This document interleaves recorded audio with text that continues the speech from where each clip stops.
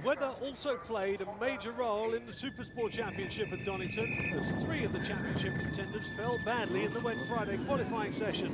Amongst them was the world champion Sébastien Charpentier, who started the weekend way down in 9th in the standings after an appalling start to his year. The crash put him out for the weekend, and that could very well put him out of contention to defend his title. Also in trouble, the Aussie pairing of Kevin Curtin and Brock Parks astonishingly both broke their collarbones at Goddard's corner in the same session to put them both out for the weekend. That left Spaniard Pereira to snatch pole. Championship leader Kenan Sofuoglu also starting on the front row. Let's head to the start of the race with, once again, Scott Smart and Jonathan Green. Here we go then, Supersport racing. Wherever you are around the world, sit back and watch some of the fastest men in the world bogging off the line. Was the Honda there, terrible start. And away goes Pereira into Redgate, but he doesn't get the best of starts. Sofuoglu looks like he hole-shotted it. Sander got off the line very well, so Sander probably second and Pereira, I think, relegated to third. Well, I don't know how Sofuoglu hole-shotted that, because he was the one that bogged off the line on the Honda. LeBlanc down in 25th place at the moment. Arno van Sant still holding on to his position of 28th where he started. Nice Leto down in 30th position. Massive field this. And Sofuoglu, at the rate he's going, is going to start passing back markers before long. Pereira having a look up the inside of Sander, moving into second. I could see he was getting a bit frustrated into Coppers, carrying more course, couldn't find a way past. So hopefully Sofuoglu's run into the distance will be halted now, and hopefully Spanish Pete can start to make some inroads into Well, him. you think Reba might be, if he can get a win, he might be able to get somebody to paint something on his helmet. You never know. I've never seen anybody with a completely blank helmet. Actually, yes, I have. Craig Jones once. Whoa, that was a tough move, but a good one. Harms slides into the second there, but carried good corner speed through the old hairpin still. So he's going to go after Kenan. That was impressive indeed. You know, he didn't look as though he was out of shape at all there. He knew where he was going and just nailed it.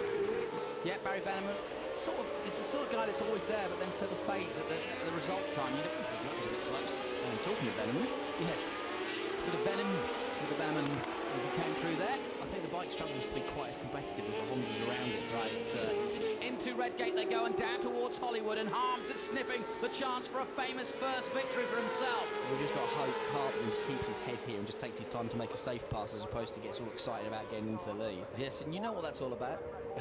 Yeah, certainly in Supersport. And now, where does he try to pass him? At the at this stage, probably at the S's now? Yeah, he's going to have a go on the brakes, I think, into the S's. But now he's arrived. It doesn't look. You don't see the second. Now watch second this. a lap. And also, he's obviously furious, and you know when you get kind of rattled inside your helmet, you're fuming, aren't you? And Robin, have a look up the inside into Coppis and finally makes it. And will he make it stick? Yes, he does. And pensive moments for the team. They don't know what's wrong either. No, and they're looking a bit befuddled, aren't they, by it? Oh, and he's going back for the lead. So then, Sofuoglu back in the lead, and this is a definitely strong ride by Sofuoglu. There's some sort of problem he's got. We don't know what that is yet, but whatever it is, he's riding round it. It wasn't a tidy. Oh, it's a big crash involving a couple of bikes. That looks like it's potentially Coppis, which is where Bayliss went down as well. It's a blind entry there, but it's possible to get alongside people, and you need to concede the corner pretty quickly. Bike's exploded, so there's oil on the track, and that's into Redgate corner. Out go the lights, and away we go, and a big handful of throttle from Sofuoglu. Trailing that leg, but flying off the start. What a brilliant start by the young Turk. And a terrible one by Robin Harms as well. Gone from his best ever start on the front row down to about 7th or 8th position. So past the crash incident where 3 riders went down, which caused the red flag, down the Crater curves. It's so frightening going down there. You've done it. What's it like? Out of Coppis they come then. That's where Bayliss went down. We heard he's injured, and somebody else has gone down too, right at the distance there. Big off. Sofuoglu takes a look over his shoulder, not to see much really. 1.5 seconds. He's actually done better on this start than he did in the first one. I know, amazing, isn't it? There's the top speeds, and Sofuoglu has got very close to it. Fujiwara 241.7. Here they go then, the back straight, under the Dunlop Bridge. Bike going light as it goes over the bump. And then hard on the brakes, and here's Fujiwara. He's going to bang into the back of Harms if he's not careful. This is where he likes it, and he's going for it. He has gone for it. Great move from Robin Harms. Excellent stuff. He's done it before this in the race, and now he's done it again on the leader and championship leader. Into McLean's, the right-hander. He's going to try and get up the inside. I don't think he's quite close enough, though. Oh, or Sofuoglu. Yeah, How or about even Keenan can do it, so... Well, you shouldn't have told us. Yeah, wrong Sofoglu name. tried it. He's Look at made the this, pass. here comes.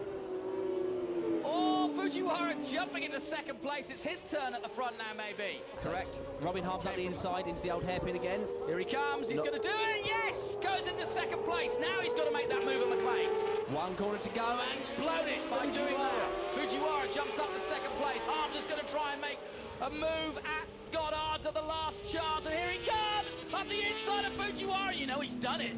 Oh, what a move from Robin Harms. Great stuff. Sofoglu takes victory at Donington Park, and the championship leader goes further ahead. Robin Harms puts in a vintage performance, the young Dane, to beat Fujiwara right at the line.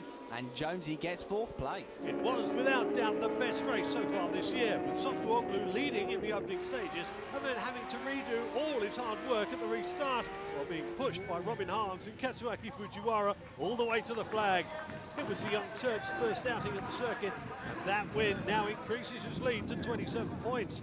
The injured riders, including Sofoglu's teammate Charpentier, will hope to return for Valencia. For me, was not really hard race. I think I see some missing some point from my body. I need to work for my body, because if it's a long race, I could have some condition problem. I will work for myself. But especially I like to say big thanks to my team, because they worked really hard, especially from beginning of the year. We did 2 times winning 1 second position, and we had a good advantage now in championships. I think there is a big factor from my team. They work very hard. I like to say hands Pete and Kat on the team. Very, very big thanks. The European Superstock 1000 Championship began its season in Donington in what was a historical day for Ducati. A host of young hopefuls took to the grid, but the race itself was red flagged 2 laps in after a multiple pile-up on the exit of the Melbourne hairpin. At the restart, it was pole man Michele Pirro of Italy and front-runner from last year, Badavini. Championship favourite Claudio Corti and former champion Didier Van Kebulen in close pursuit. New boy Pirro led the opening laps with Canepa in the first outing for the Ducati 1098 in 4th. Corti had initially dropped back, but was soon back in contention. Then after the restart, disaster, as Pirro piled into the back of the new leader Badavini on the penultimate lap at the Melbourne Loop to gift the lead to Nicola Canepa on the brand new Ducati. Canepa held on to the last lap under pressure from Corti, but the young Italian, who had almost retired after a severe injury last year, brought home the all-new 1098cc Ducati for a famous victory on his international European Superstock debut. The celebration of World Superbike's 20th anniversary couldn't have gone better. Great crowds, great racing, and a host of legends to celebrate the history of the sport. The future is looking pretty bright too, as the Superbike circus now heads to Valencia in Spain. All 3 championships are wide open. Hands-free Honda leading both Superbike and Supersport with Toseland and Sofoglu. The all-new next-generation Ducati leading the Superstock class. That's it from round 3. We'll see you for the highlights of Valencia in 2 weeks' time.